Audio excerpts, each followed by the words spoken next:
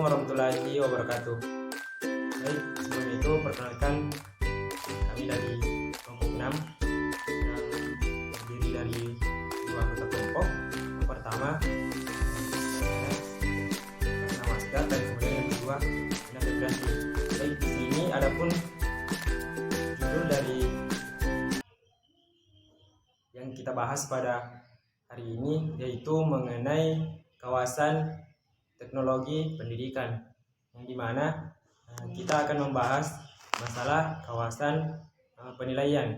Nah, penilaian dalam pembelajaran adalah suatu kegiatan pengukuran, kuantifikasi, dan penetapan mutu pengetahuan siswa secara menyeluruh.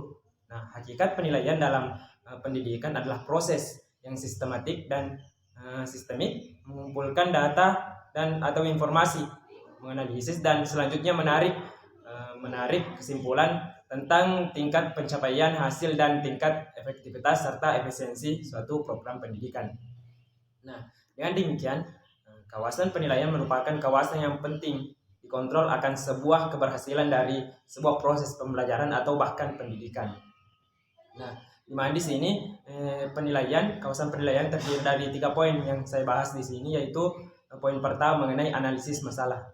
Analisis masalah mencakup cara penentuan sifat dan parameter masalah dengan menggunakan strategi pengumpulan informasi dan pengambilan keputusan. Dalam hal ini, para evaluator berargumentasi bahwa penilaian yang saksama dimulai saat program tersebut dirumuskan dan direncanakan didik bagaimana baiknya anjuran orang. Program yang diarahkan pada tujuan yang tidak akan kurang dapat diterima akan dinilai gagal memenuhi kebutuhan. Nah, dengan demikian analisis masalah ini sangatlah penting untuk dilakukan pada saat melakukan perumusan dan perencanaan suatu program. Jadi penilaian sudah bisa dilakukan saat suatu kegiatan masih dalam tahap perencanaan atau perumusan, sehingga akan bisa dilihat cara, upaya, dan tujuan apa yang ingin dicapai yang dianalisis sedemikian rupa sehingga akan mampu memberikan gambaran tentang apa yang akan dilakukan, bagaimana mengupayakannya, dan apa yang akan dihasilkan. Yang dilakukan dalam analisis masalah ini adalah berusaha mengidentifikasi kebutuhan, menentukan sejauh mana masalah dapat diklasifikasikan sebagai pembelajaran, mengidentifikasi berbagai tantangan dan hambatan, serta sumber dan karakteristik pembelajaran, dan bagaimana menentukan tujuan dan prioritas. Jadi mungkin hanya itu yang bisa saya sampaikan. Materi selanjutnya akan dibawakan oleh teman saya atas nama Saudari Ina Febrianti. Baik, saya selaku pemateri kedua akan melanjutkan materi tentang penilaian acuan patokan atau PAP, kemudian yang kedua penelitian sumatif dan formatif.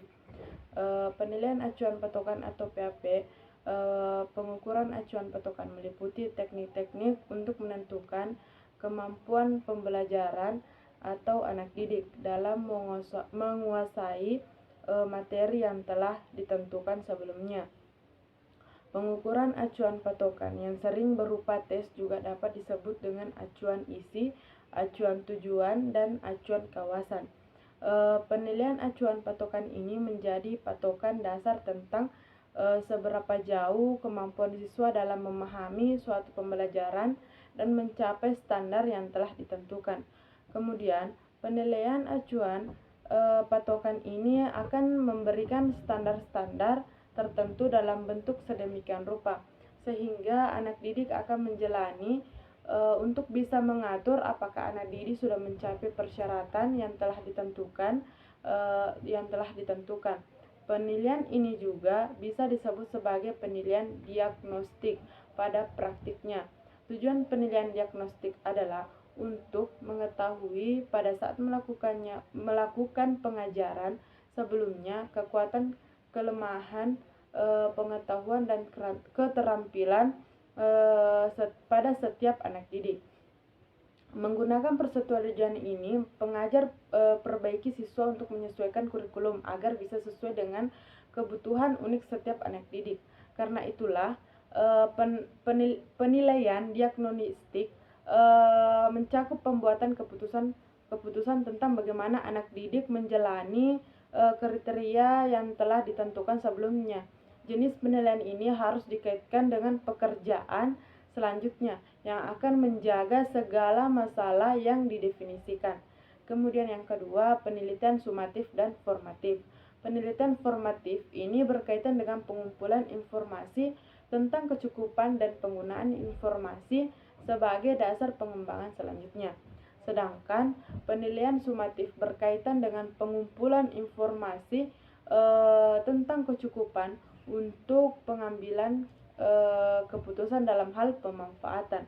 Dalam konteks pembelajaran dalam kelas, penilaian sumatif adalah alat tes formal dari apa yang telah dipelajari agar bisa menghasilkan tanda atau nilai yang bisa digunakan sebagai laporan dengan beragam tipenya.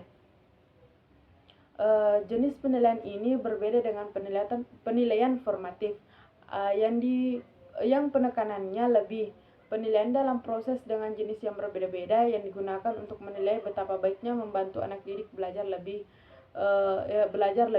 Penilaian itu harus mampu mengidentifikasi dan menanggapi secara langsung kebutuhan pembelajaran anak didik dalam kelas.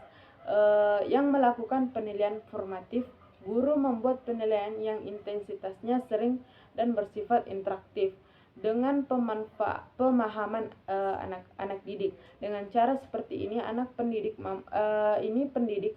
mampu menyesuaikan pengajaran mereka dengan kebutuhan anak didik secara individual, dan akan lebih bagus jika mampu membantu semua anak didik agar bisa mencapai standar penilaian yang hasil yang tinggi. Guru juga akan secara efektif terlibat bersama anak didik dalam proses tersebut, membantu anak didik mengembangkan berbagai keterampilan sehingga mereka mampu untuk belajar secara lebih baik.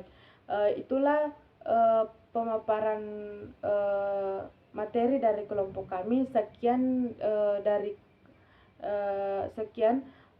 wabillahi taufiq wal hidayah. Wassalamualaikum warahmatullahi wabarakatuh.